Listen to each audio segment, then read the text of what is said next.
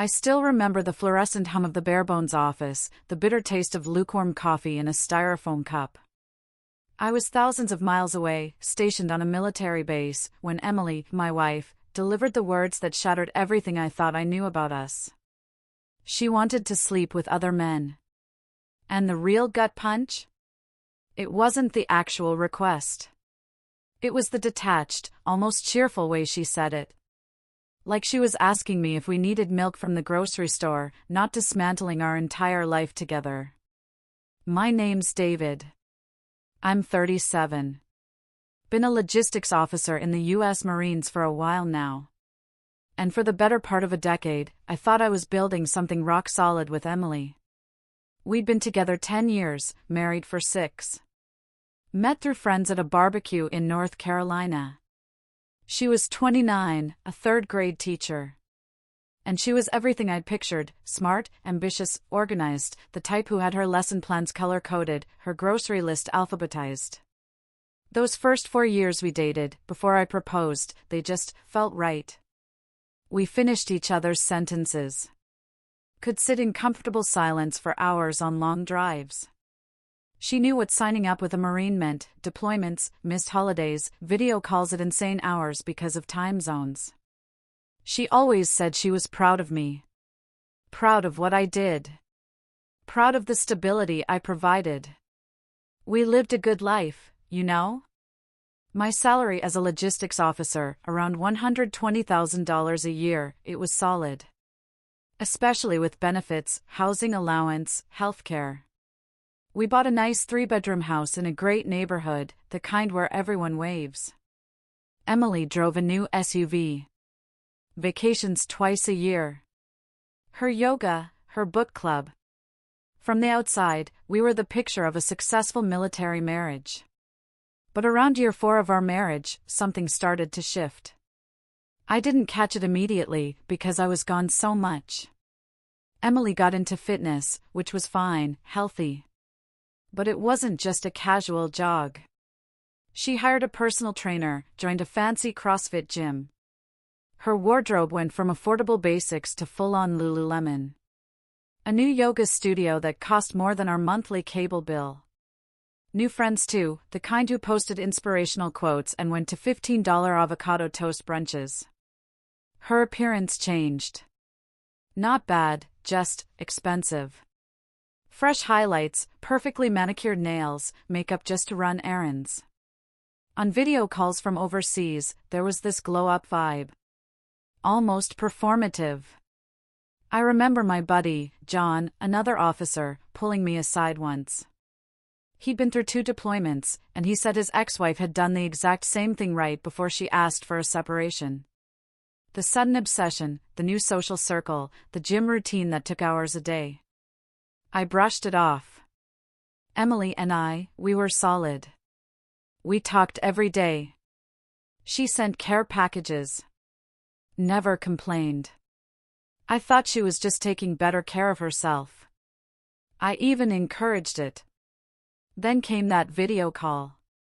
3 months into a 7-month deployment.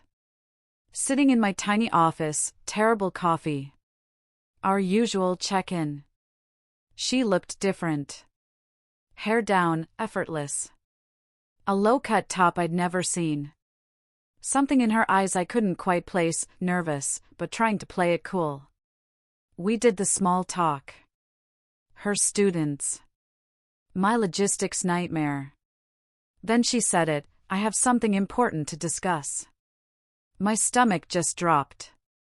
In a military marriage, we need to talk means one of 3 things: someone's hurt, someone's cheating, or someone's leaving. She took a breath, looked right into the camera. I've been thinking a lot about us, and I want to open our marriage. I didn't process it. My brain just stalled. I asked her to repeat herself. She did. Slower. Like she was explaining fractions to a 3rd grader. She wanted an open marriage. Freedom to see other people while I was deployed. And before I could even formulate a thought, she hit me with the line that's been seared into my mind ever since: I can't control my urges while you're gone. And it's not fair to expect me to wait around for months when I have needs. She didn't ask permission. She informed me. Like a schedule change. I sat there, staring at the screen, trying to keep my face neutral. Training kicked in. But inside, it was a hurricane. Every stage of grief at once. I asked if she'd already been with someone else. She got defensive. Said it wasn't about that. It was about being honest, not living a lie. But she never actually said no. She started talking about military spouses' sacrifices. How she'd been faithful for 6 years. How it was taking a toll on her mental health. Mentioned articles about ethical non-monogamy, how it could strengthen our relationship. The more she talked, the clearer it became. This wasn't about loneliness. It was about having it all. Financial security, officer's wife status, the house, the SUV, the healthcare. And the freedom to do whatever she wanted, with whoever she wanted, while I was overseas. Risk-taking. I asked her, point blank, "Do you understand what you're asking?" Her response? "I'm not asking, David. I'm telling you this is what I need. And I hope you can be mature enough to accept it." Mature. Like I was the unreasonable one for not wanting my wife to sleep around. A cold clarity washed over me then. The kind you get in a combat situation when everything slows down and you see exactly what you need to do. I told her I needed time to think. She smiled. Actually smiled. Like she'd won. Like she thought I'd come around. She said we'd talk tomorrow. Blew a kiss at the screen. Logged off. I sat there for an hour. Just staring at the wall. Then I called my brother. Told him everything. He said the words I already knew were true: she's either already cheating, or she's got someone lined up. Nobody asks for an open marriage out of nowhere unless they've got a plan. The next few days, I went dark. No calls. No texts. And Emily clearly didn't like that. Messages flooded in. "Are you okay? We need to talk." As if nothing had happened. I used that time to think. To plan. To contact a lawyer back home, through secure channels. To make a decision that I knew would blow up my marriage, but save my dignity. When I finally called her back, 4 days later, she was all smiles. Ready to set boundaries, rules for our open arrangement. I let her talk. 5 solid minutes about navigating this, how I could have freedom too, if I wanted, how it was all about trust and communication. Then I cut her off. "Here's how this is going to work. I'm cutting off your access to my accounts. Moving my direct deposit to a separate bank. And I'm filing for divorce the day I get back stateside." The look on her face, like I'd slapped her. Her mouth fell open. She started backpedaling. Immediately. Overreacting. Controlling. I just wanted honesty. I told her she'd get her freedom. Just not my paycheck with it. And I ended the call. She called back 6 times that night. I didn't answer. Her messages the next morning ranged from angry to desperate to manipulative. But not once did she say she'd made a mistake. She thought I'd bend. Thought I'd come crawling back. Thought losing me would be less scary than losing her lifestyle. She was wrong. 2 months later, back in North Carolina, the first thing I did was rent an apartment. Nothing fancy. A 1-bedroom. Basic furniture. Far enough from our house so I wouldn't accidentally run into Emily. I didn't tell her I was back for 3 days. I needed to set things up. Meet my lawyer face to face. Lock down my finances. Prepare for the inevitable explosion. My lawyer, a former JAG officer named Robert, had seen 1,000 military divorces. When I laid it out, he didn't even look surprised. Just nodded. Said we had a solid case for abandonment of marital responsibilities. North Carolina's laws would work in my favor, since she'd essentially admitted to wanting extramarital relationships. We filed the papers that week. Robert arranged for a process server to deliver them to Emily at her elementary school on a Friday afternoon. I know, it sounds cold. But she valued her image. Her social standing. Getting served in front of her colleagues? I figured it would light a fire under her to engage with reality. That weekend, I set up automatic payments for my half of the mortgage until the house sold, transferred my direct deposit, changed passwords on everything. The calls started Sunday night. Around 7 p.m. 14 missed calls in 3 hours. I finally answered on the 15th. She was sobbing. Barely intelligible. About how I was ruining her life. Everyone at school was talking. How I was cruel and vindictive over one conversation. I let her finish. Then I asked a simple question: had she actually gone through with sleeping with anyone during those last 2 months of my deployment? The silence on the other end. That told me everything. She hadn't explicitly done it, but she'd gotten close enough to feel guilty about the question. She tried to flip it. Asked if I'd been with anyone. I told her the truth, no. Because I'd been doing my job. And, apparently, being the only faithful person in our marriage. She started begging. Counseling. A mistake. She never went through with anything. But my decision was made. Nothing she said would change it. The next few weeks were a slow-motion car crash. Emily was both driver and wreck. Social media.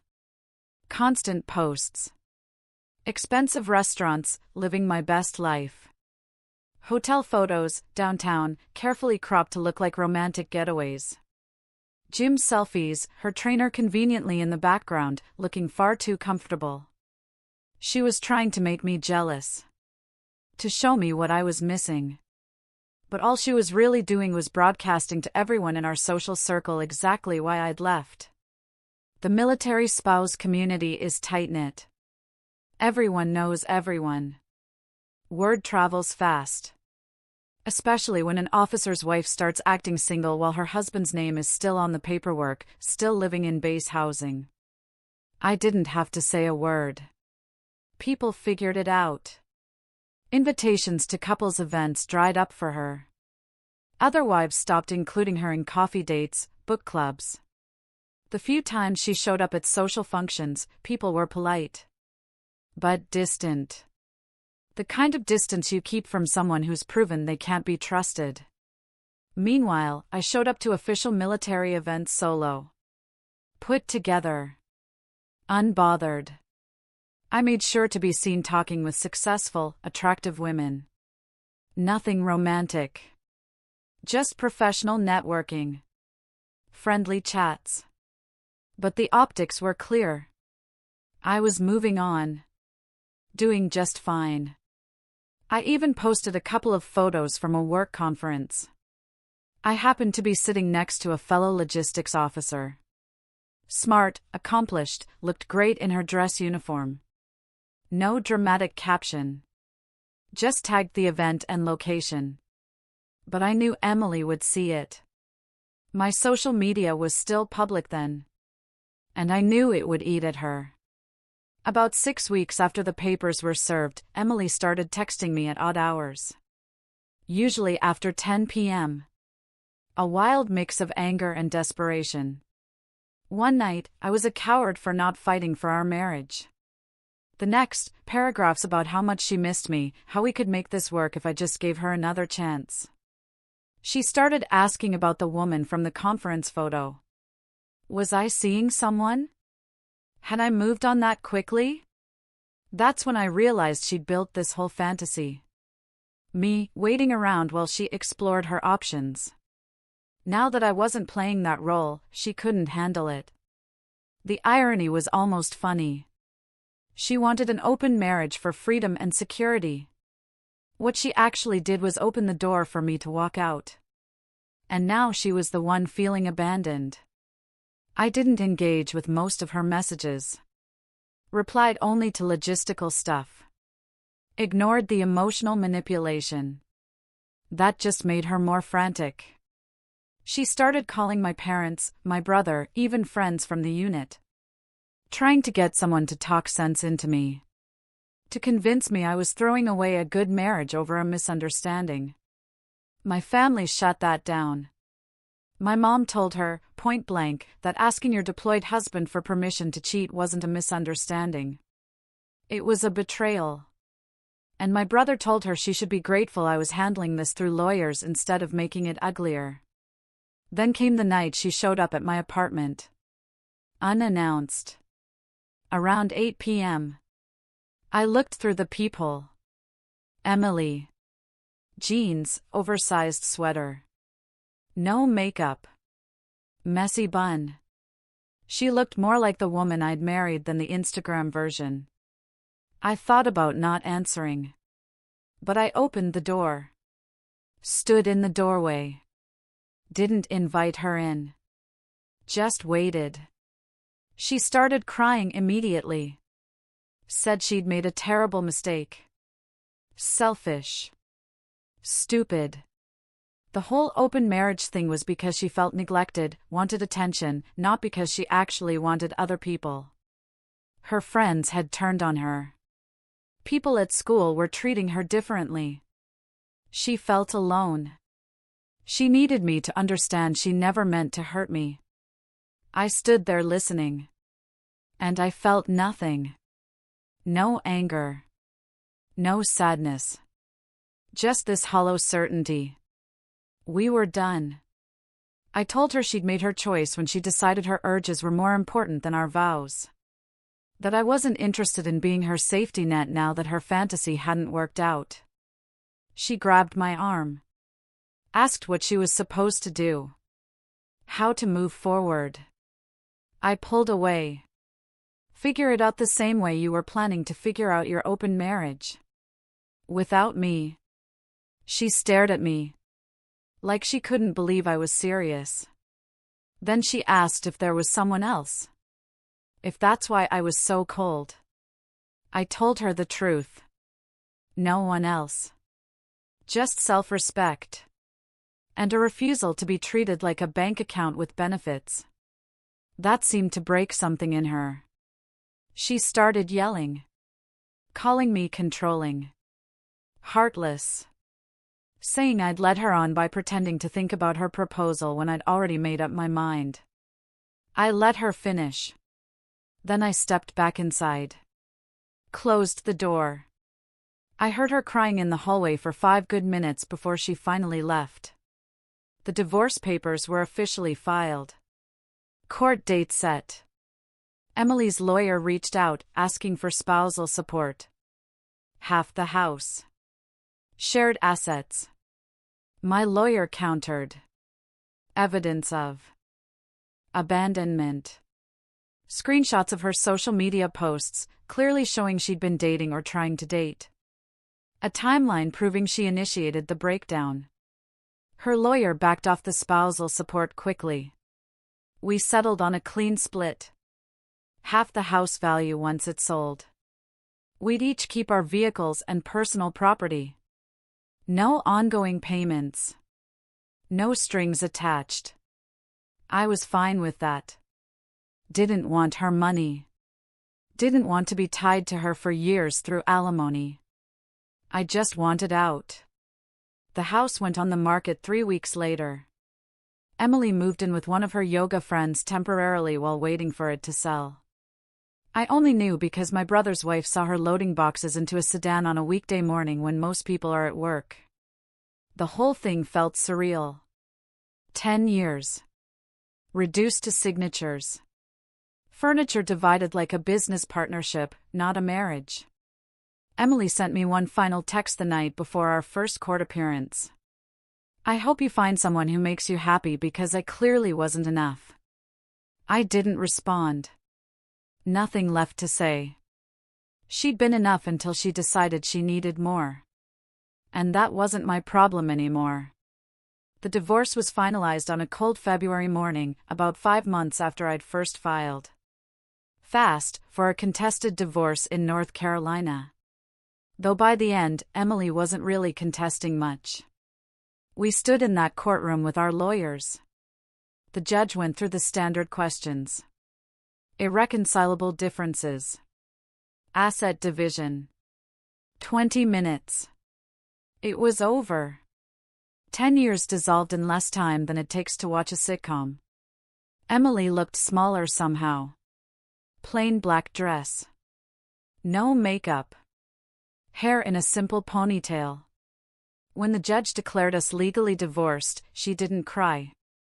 Didn't make a scene. Just stared at the floor. Nodded. I felt a weird sense of relief. Mixed with something I couldn't quite name. Not sadness. More like closing a book I'd lost interest in halfway through. We walked out separately. She went left, toward the parking garage. I went right, toward the street. That was the last time I saw her in person. The house sold 2 weeks later. Slightly above asking. Lucky. After the mortgage and closing costs, Emily and I each got about $73,000. I immediately put mine toward a down payment on a small townhouse closer to base. 2 bedrooms, 1 bathroom. Nothing fancy.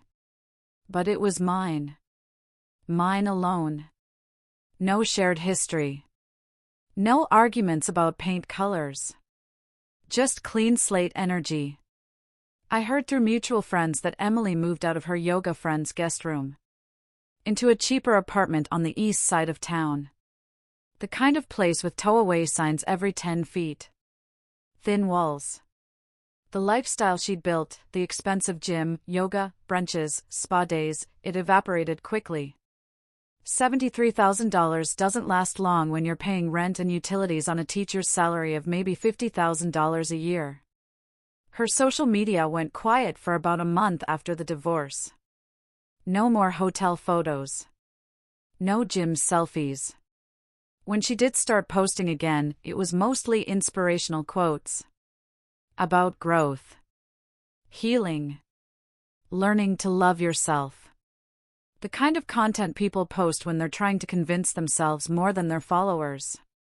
What I didn't expect was the stalking. Not physical. Digital. It became obvious. A fake Instagram account, I'm pretty sure. 0 posts, but trying to follow me, viewing any public stories within minutes. Generic username. Too consistent to be coincidence. Then my brother told me she'd sent him a friend request on Facebook, different name, random profile picture. Clearly trying to keep tabs on my family, on me. I blocked every suspicious account. Set my profiles to private. Stopped posting anything personal. But it bothered me. That she couldn't just let go.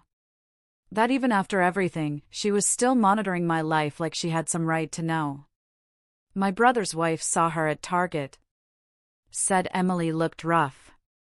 Sweatpants, old hoodie. Cart full of generic brand groceries. Not the organic stuff she used to insist on. My sister-in-law said she tried to make small talk, but Emily gave up when the responses were polite and brief. Messages started coming from numbers I didn't recognize. About 3 months post-divorce. Texts like, thinking about our anniversary, or remember when we went to that beach in Georgia? Clearly trying to trigger nostalgia. To get me to engage. I realized she was using apps to hide her caller ID. Blocked or unknown numbers. I never responded. Just screenshotted them. Sent them to Robert, my lawyer. In case I needed documentation for a restraining order. It never escalated that far. The text shifted. From nostalgia to regret. Long paragraphs about how she destroyed the best thing in her life. Influenced by her divorced, bitter friends. How she wished she could go back. Undo everything. One message stood out. She wrote that the men she'd thought would be interested in her, once she was free, only wanted casual hookups. Felt used. Disposable. Deeply ironic. She wanted to use me for financial security while she explored those exact casual situations. I didn't respond to that one either. But I did think about it. How she'd gambled everything on this fantasy. That life would be better without commitment. And reality had hit her hard. I ran into one of her yoga friends at a coffee shop. 6 months after everything was finalized. She approached me cautiously. Didn't know if I'd want to talk. Told me Emily had been asking about me constantly. Seeing anyone? Happy? Did I ever mention her? The friend seemed genuinely uncomfortable delivering what was clearly a message Emily had asked her to pass along. I kept it brief. Told her I'd moved on completely. Would appreciate it if Emily did the same. The friend nodded. Said she tried telling Emily that. But Emily was convinced we'd eventually reconcile. Once I'd cooled off. Like this was just an extended argument. Not a permanent ending. That conversation confirmed my suspicions. Emily had never actually accepted I was gone for good. She'd been waiting for me to come back. To forgive her. To tell her we could work it out. And every month that passed without that happening was breaking her denial, bit by bit. My life got significantly better.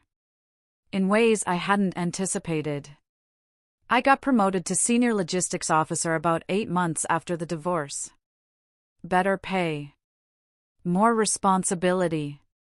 I started going to the gym regularly. Not to prove anything. Because I actually enjoyed it. Reconnected with hobbies I'd let slide. Fishing trips with my brother. Hiking on weekends. Reading books that weren't about relationship advice or military strategy. It felt like rediscovering parts of myself. Buried under years of trying to make someone else happy. I went on a few dates. Nothing serious. Coffee or dinner. Women I met through work or friends. It felt good to have conversations where I wasn't walking on eggshells. Or wondering about the other person's angle. One woman asked about my divorce. I gave her the short version. My ex-wife wanted an open marriage while I was deployed. I chose divorce. She looked at me with respect. Said, "Good for you for knowing your worth." That simple validation, from someone who barely knew me, felt more genuine than anything Emily had said in the last 2 years of our marriage. The final piece of closure came almost a year after the divorce. A letter. Actual physical letter. Emily's handwriting on the envelope. Forwarded from our old house. I almost threw it away. But curiosity won. Inside, 3 pages. Handwritten apology. Therapy she'd started. Realizations about her behavior. Acknowledgement she treated me like a resource instead of a partner. A request not for reconciliation, but for forgiveness. So she could move forward without the weight of guilt. I read it twice. Put it in a drawer. Went about my day. I realized I didn't feel anger. Or satisfaction. Or even pity. I just felt nothing. And that's when I knew I was truly done. She'd wanted an open marriage. Thought she could have everything without consequences. Instead, she'd opened the door to a future where I wasn't part of her life at all. And that future turned out to be exactly what I needed. Have you ever experienced a kind of closure that felt more like quiet emptiness than loud triumph?